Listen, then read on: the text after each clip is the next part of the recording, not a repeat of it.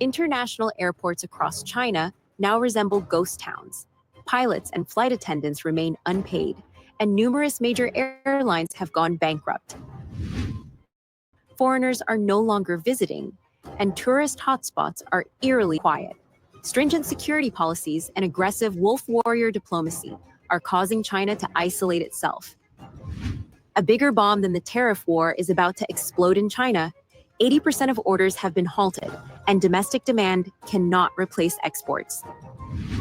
Apple is urgently shifting its production chain out of China, potentially leading to the loss of 3 million jobs. Severe financial crisis, CCP plans, massive asset seizures from officials to bolster economic war with the US. Trump holds the upper hand, declares China's economy is performing very poorly. CCP secretly concedes to the US with tariff exemptions for 130 US products. Welcome to Decoding China, your trusted source for essential insights and timely analysis. International airports across China now resemble ghost towns. Foreigners are no longer visiting, and tourist hotspots are eerily quiet. Business is terrible right now. Even duty-free shops are closing down. Is everyone too afraid to travel abroad? There's hardly anyone at Shanghai Pudong Airport. Friends, the economy this year is genuinely struggling. The airport is practically deserted, completely empty. It's incredibly quiet and desolate. Let's take a look at the duty-free shops at Beijing Capital Airport. They are eerily quiet with barely any customers, just staff standing around. Money is tight. And in this competitive economic environment, even Dalian Zhuxuizi International Airport is no exception. At 11:20 p.m. on a weekend, the number of passengers is negligible. The throughput is extremely low. As the May Day travel rush approached, Chinese netizens noticed a troubling trend. Not only Beijing and Shanghai, but major international airports across the country were unusually deserted. Just 4 or 5 years ago, China's major airports, especially international ones, were packed during holidays, peak seasons, and even weekdays. Seats were so scarce that travelers stood or sat on the floor. But in recent years, those lively scenes have vanished, leaving terminals mostly empty with plenty of seats to spare. International airports across China now feel like ghost towns.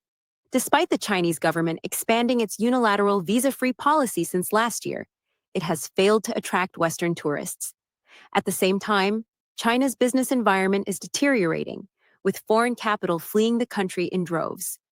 Against the backdrop of the US-China tariff war, people are adopting frugal habits, cutting back on spending, and significantly reducing expenses on travel and transportation. The Chinese aviation industry faces intensified competition from high-speed rail domestically and the impact of geopolitical tensions internationally. As the May Day holiday approached, Happiness Aviation, a major operator of domestically produced aircraft, suddenly canceled all flights. Earlier reports revealed that the company owed salaries for 9 months, with pilots resorting to delivering food and flight attendants setting up street stalls to make ends meet. A frontline pilot from Happiness Aviation shared, "As a pilot, I feel deeply affected. For 3 years, we've had no income, no social security. We've had to deliver food, set up stalls, or drive for ride-hailing apps to make ends meet. We can't afford our children's school fees or medicine for our elderly parents. Over these 3 years, how many families like mine have fallen apart?" Xiao Chen, a pseudonym, who worked as a flight attendant for a mainland Chinese airline for 4 or 5 years, told the Epoch Times that she has been unemployed for 1 to 2 years and is now living off her savings at home. She noted that many flight attendants have left the industry, estimating that tens of thousands have quit across the civil aviation sector. After the pandemic, they said the economy was recovering, but it hasn't. Flights haven't resumed, and most are operating at a loss. Flight attendants are under immense pressure. Xiao Chen herself briefly worked in car sales live streaming before switching to the beauty industry. She expressed frustration, saying, "Every industry is struggling. Clothing, building materials, matchmaking, even buying fruit. I want to ask, in 2025, which industry isn't struggling?" Netizens have been vocal about the low passenger traffic at domestic airports, calling them too quiet. One wrote, "I went to Kuala Lumpur Airport in Malaysia, and it was buzzing with energy, full of people. Coming back to Kunming Airport, it was cold and empty. A few days ago, I entered through Beijing's Terminal 3, and it felt so bleak. There were hardly any international flights, and the massive terminal had barely any people. Most duty-free shops were closed. Compared to 2019, it's just too quiet. A blogger criticized the authorities for causing a decline in foreign visitors. You're rejecting the world, and the world is rejecting you, they commented. Even English signs have been removed, and the internet isn't open. How are tourists supposed to come? The flow of people, goods, and capital is a key indicator of economic vitality. The consequence of catching spies is that there are noticeably fewer foreigners in Shanghai now. I remember before the pandemic, you'd see lots of foreigners on the streets. Now it's like they've all disappeared. You might spot one or two if you look hard enough. Netizens speculated on why foreigners are no longer coming, pointing to the 3 years of the pandemic scaring people away, the lack of internet access, the absence of WeChat Pay or Google Maps, and cumbersome regulations. Beijing streets often have ID checks. Buses entering the city require passengers to show ID or get off for inspection. Hotels are divided into those for foreigners and locals, requiring fingerprints here, facial scans there, and security checks at every step. Who'd want to come? Foreigners have to register at a local police station within 24 hours of arriving. It's too much hassle, so they just don't come. Many international airlines have suspended flights to China. Since 2024, multiple airlines from various countries have suspended or indefinitely canceled routes to and from China, triggering a wave of flight cancellations. These include Virgin Atlantic from the UK, Royal Brunei Airlines, Qantas from Australia, Elot Polish Airlines, and Scandinavian Airlines, among others. Mexico's flagship airline has not resumed China routes since the 3-year pandemic, and direct passenger flights between India and China, halted 4 years ago, remain suspended. Flight recovery between the US and China has been limited. By November 2024, when Trump was elected US president, the number of flights between the two countries was still less than 30% of 2019 levels. This year's tariff war has further directly impacted business traveler flows between the two nations. The 2024 performance reports of China's 3 major state-owned airlines reveal a 5th consecutive year of losses. On February 27th, Air China reported a net loss attributable to shareholders of 230 million yuan, approximately $31.6 million.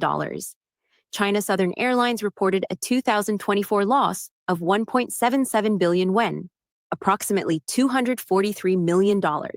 China Eastern Airlines reported a 2024 loss of 4.2 billion yuan, approximately $577 million. While the global aviation industry returned to profitability in 2023, China Southern, Air China, and China Eastern have struggled to break even post-pandemic.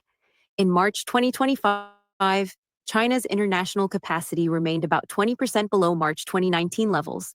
Airfares in China are falling from their pandemic-era highs.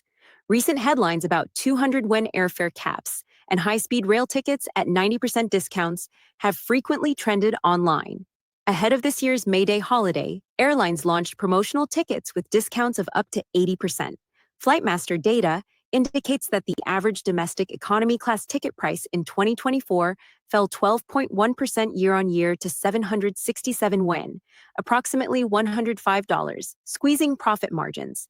According to Forward Keys, international airfares from China in 2024 dropped 32% compared to 2023, while Asia-wide international fares fell only 12%. Why are so few foreigners visiting China?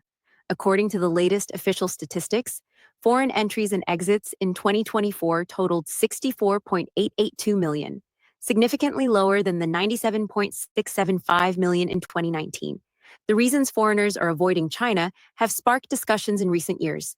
These include China's internet firewall, which renders many foreign apps unusable, the disappearance of convenient, affordable accommodation platforms like Airbnb, and requirements for foreigners to stay in hotels licensed to accept foreign guests, coupled with police registration mandates. Additionally, China's security environment has raised concerns among foreigners, with multiple violent attacks on foreigners reported last year. U.S. economist David Huang told the Epoch Times that foreign travelers, particularly from Europe, the U.S., Japan, and South Korea, are increasingly wary of safety concerns, payment barriers, such as reliance on WeChat Pay, information censorship, and opaque legal systems. Negative international perceptions of China's human rights record and information censorship are likely to persist. Amid the tariff war with the United States, many feel that China is being isolated on all fronts. increasingly resembling an economically isolated island. It seems as though the world is abandoning China. A bigger bomb than the tariff war is about to explode in China. 80% of orders have been halted, and domestic demand cannot replace exports. The US China tariff war has dealt a severe blow to Chinese businesses, particularly those in foreign trade. One entrepreneur in the cardboard packaging materials business revealed that 80% of their orders have been canceled.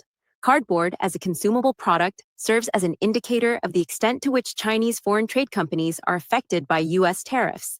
A cardboard business owner explained that many clients have stopped their orders. Most of the previous orders have been canceled.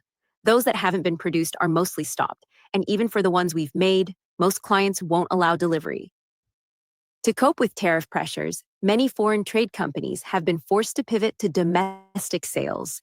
However, with China's economy continuing to decline and consumer demand weakening, businesses are engaged in fierce competition, slashing prices and creating a vicious cycle. Qian Aino,